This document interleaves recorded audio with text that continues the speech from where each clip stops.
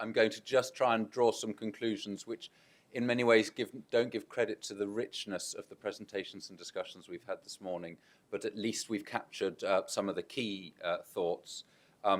We have heard from Dennis, very clinical presentation, looking at optimal prescribing, delivery of healthcare. We've heard from Ulf on the critical importance of pharmacokinetics and particularly renal function and testing and good knowledge and then translation of that knowledge into clinical practice in that area. We've heard from Dolores, very much frontline experience of a medicines regulator working in pharmacovigilance at a national level, and particular recommendations for how we might improve public health in this area.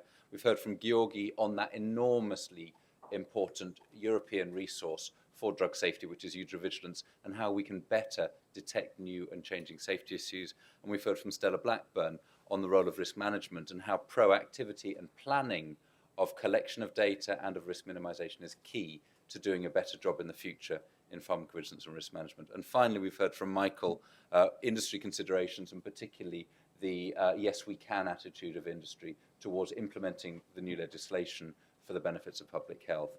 I'm not going to go through the specific recommendations that came out of the different presentations, but they are captured and will be fed into the conclusions of this workshop.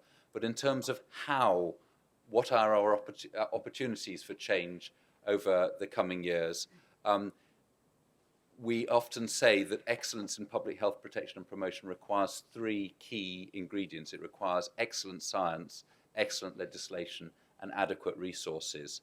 And if we just run with those, to harness the opportunities, we need to look at regulatory sciences, thinking about methods for collecting data, scientific methods for scrutinizing and analyzing the data collected, looking at bias and confounding and observational studies, novel clinical trial designs and biomarkers.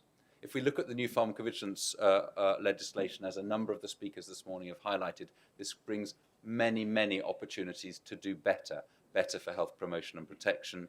And there are ongoing current consultations that many of you may want to contribute to. I think they close in late April, so you have a number of weeks still to have a look at those. We are thinking, and in fact, I think having heard the discussions this morning, it's clear there's a need for some dedicated guidance on pharmacovigilance and risk management in the elderly populations. And we also have to look at those new tools that the legislation brings. And I just give them one example here. If we're going to introduce patient population in all member states in Europe, let's do it well. Let's do it to meet the needs of elderly patients and citizens. Finally, in terms of resources can be about money, it can be about data, it can be about computers, and above all, it can be about people. And we need to look carefully at how we harness resources for protection and promotion of public health related to pharmacovigilance in the elderly. I'm thinking about research funding, be it Innovative Medicines Initiative, be it the framework programs of the Commission. I'm talking about ensuring that we do get access, be it to electronic health records or drug utilization data that can support our safety monitoring, funding specific studies either by industry or from the public purse, making sure we have access to true experts, be they geriatricians, specialist pharmacists who work with medicines used in the elderly, statisticians, epidemiologists, etc., and as well as involving the wider stakeholder community and particularly elderly patients in collecting data, building systems, and analysing data and taking decisions. So just as a very final conclusion from this session, we believe we can further strengthen the protection and promotion of health of the elderly through enhanced pharmacovigilance. And I think if we work in partnership with stakeholders, it's not just that we can, but we will. Thank you very much indeed.